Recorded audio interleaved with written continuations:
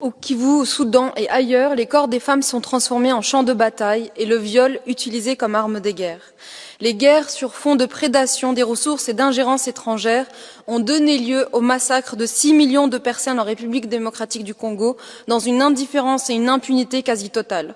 Au Soudan, les femmes sont elles aussi les cibles systématiques de violences sexuelles, alors même qu'en 2019, elles menaient en première ligne la révolution qui renversa le dictateur Omar el-Béchir.